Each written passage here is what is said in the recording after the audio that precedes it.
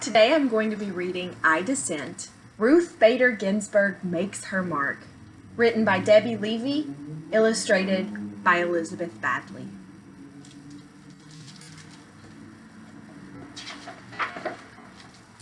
I Dissent. You could say that Ruth Bader Ginsburg's life has been one disagreement after another. Disagreement with creaky old ideas, with unfairness, with inequality. Ruth has disagreed, disapproved, and differed. She has objected. She has resisted. She has dissented. Disagreeable? No. Determined? Yes. This is how Ruth Bader Ginsburg changed her life and ours.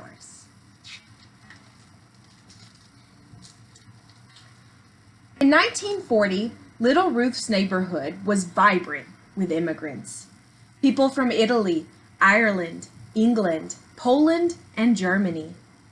Jews from Russia, like Ruth's father, Nathan Bader. People from different cultures with different holidays, foods, and traditions.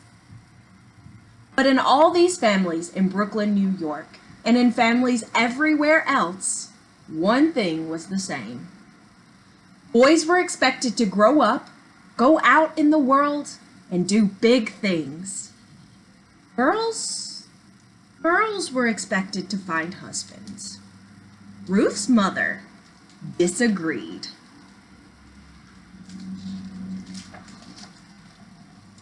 Celia Amster Bader thought girls should also have the chance to make their mark on the world. So she took Ruth to the library. On the shelves were stories of girls and women who did big things. Ruth read about Nancy Drew, girl detective. She discovered Amelia Earhart, daring aviator. She learned of Athena, goddess of Greek myths. Here were independent girls and women taking charge. Ruth read her way into this world. Around her, the sweet scent of books blended with savory aromas from the Chinese restaurant downstairs. Delicious! A girl could be anything.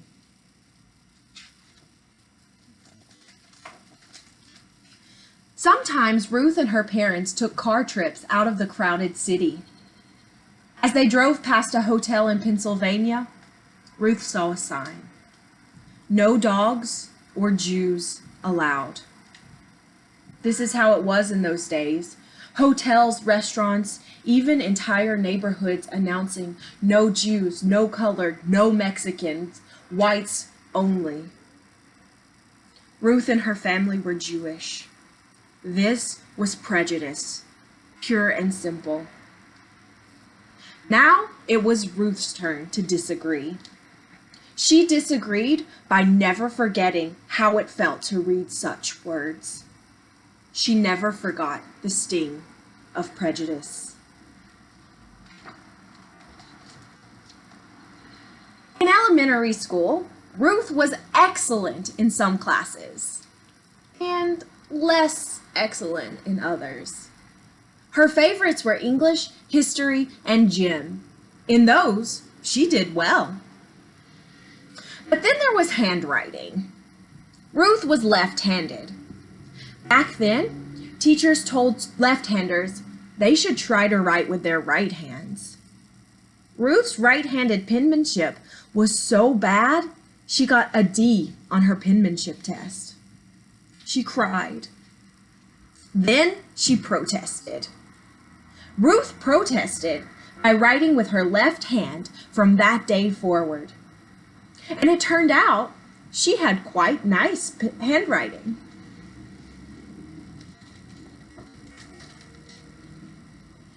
Ruth also had a little problem with sewing and cooking. These were her least favorite classes, but girls had to take them. Boys took shop, where they worked with saws and other tools. Ruth objected. She wanted to take shop She wanted to handle a saw. She didn't get what she wanted. It may have been unfair to girls and to boys, but Ruth was learning that sometimes life was like that. Ruth loved music. She especially loved opera. In music class, she lifted her voice in song. This time, it was Ruth's music teacher who objected. Gently. Ruth simply could not carry a tune. The teacher asked Ruth not to sing out loud in the chorus. Ruth kept on singing, in the shower and in her dreams. She continued to adore opera, too.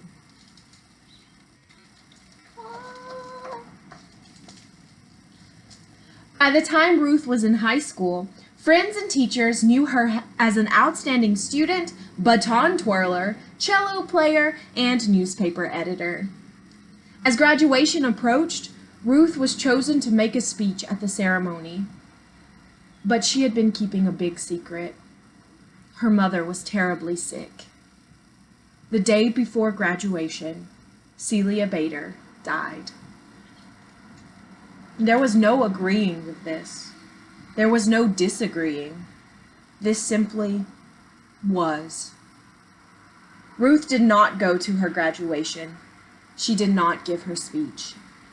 Still, Ruth knew what her mother wanted. 3 months later, she left home to attend college.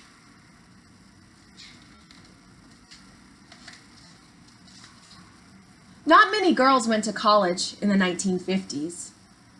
Ruth made friends, but she also met girls who excluded Jews from their clubs.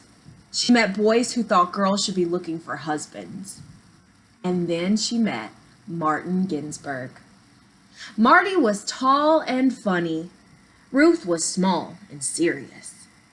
Marty could make her laugh. They fell in love and hatched a plan. After college, they would go to law school, both of them. Lawyers, Ruth had learned, could fight unfairness and prejudice in courts. People thought it was a fine idea for Marty to attend law school. They didn't think Ruth should go. A lady lawyer? People disapproved. Ruth disapproved right back. So did Marty. They got married, they went to law school, and they had a baby, Jane.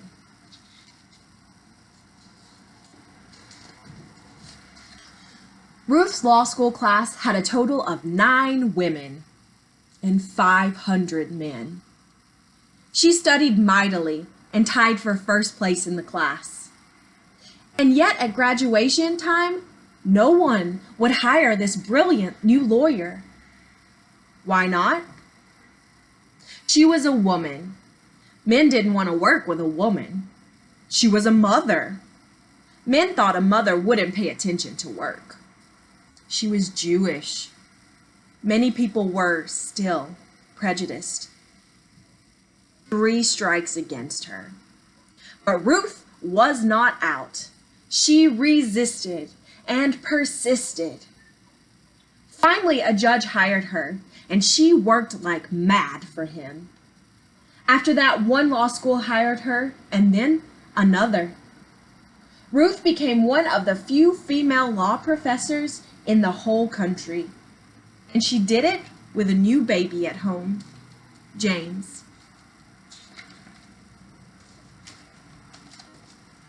Ruth had disagreed and worked her way into being a lawyer and professor. But around her, other women were excluded from jobs. When they did get jobs, they earned less than men. They were kept out of important roles in courts and government. To make matters worse, the Supreme Court of the United States, the highest court in the land, approved all this. As one Supreme Court justice had written years before, "The natural and proper timidity and delicacy which belongs to the female sex evidently unfits it for many of the occupations of civil life. In other words, women and girls were too shy and weak to do big things in the world. Another Supreme Court opinion declared, "Woman has always been dependent upon man." Ruth really disagreed with this. So Ruth went out to fight for equal treatment of women. The most important cases went to the Supreme Court. The first time she appeared there, Ruth was so nervous she thought she might be sick. But standing before the 9 Supreme Court justices, Ruth imagined them as her students. She, Professor Ginsburg, needed to teach these students, who were all men, why a person's choices shouldn't be limited just because she was born a girl. Ruth wasn't only fighting for women. When women were excluded from the work world, men were excluded from home life. Why shouldn't a father stay home to care for his children and cook the meals? Why shouldn't his wife run a business? These were fresh ideas in the 1970s. Ruth did not win every case, but she won enough. With each victory, women and men and girls and boys enjoyed a little more equality. Sometimes Ruth and Marty's children received confused looks when they said that their mother argued cases in the Supreme Court and their father made the family's dinners. People found this strange. Ruth, Marty, Jane, and James did not concur. They kept on being the type of family they wanted to be. And dinners at the Ginsburg home were delicious. Marty was a successful lawyer, but also a marvelous chef who had mastered the art of French cooking. Ruth, her family knew, had mastered the art of burnt pot roast. Ruth became well known as a lawyer, so well known that President Jimmy Carter chose her to be a judge in Washington, D.C. Then Ruth became known as a first-rate judge, and President Bill Clinton asked her to be a justice on the Supreme Court. Along with the 8 other Supreme Court justices, her job would be to decide the most significant cases and answer the most difficult legal questions in the United States. Ruth agreed. In 1993, Justice Ruth Bader Ginsburg became the first Jewish woman on the nation's highest court.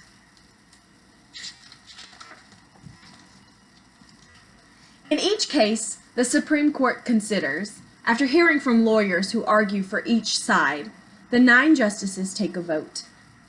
The side that gets the most votes wins the case. The justices who agree write an opinion to explain the court's ruling. When Justice Ginsburg was with the winning side, she wears a special lace collar over her robe. But many times, when the Supreme Court announces the decision, Justice Ginsburg disagrees. "I dissent," she says, and she writes her own opinion explaining why. Plus, she wears a different collar, just for dissent. "I dissent," Justice Ginsburg said when the court wouldn't help women or African Americans or immigrants who had been treated unfairly at work. "I dissent," when the court rejected a law meant to protect the right of all citizens to vote, no matter their skin color. "I dissent," when the court said no to schools that offered African Americans a better chance to go to college. Justice Ginsburg can be very convincing. In one dissent, she explained why the court was wrong to rule against women workers who were fighting to get paid the same as men. Congress and the president agreed with her and passed a law to undo the court's ruling. Justice Ginsburg has disagreed most often with the legal views of Justice Antonin Scalia. But they didn't just complain. I dissent. No, I dissent. They shared their conflicting ideas. Each pointed out weaknesses in the other's arguments. And after the opinions were written, the two justices had fun with each other. They didn't let disagreements about law get in the way of a long friendship. So they disagree, but they're still having fun together. What are they doing? Elephant in India. Great. Yep. Justice Ginsburg is now the oldest member of the Supreme Court.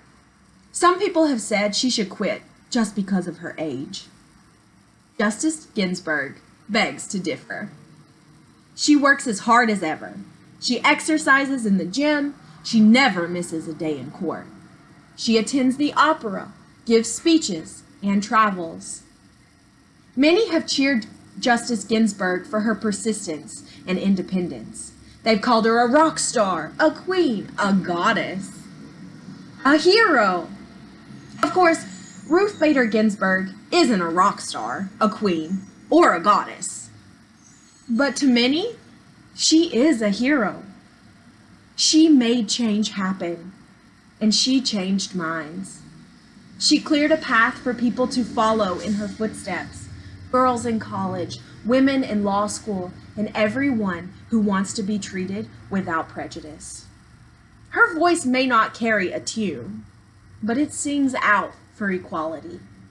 Step by step, she has made a difference. One disagreement after another.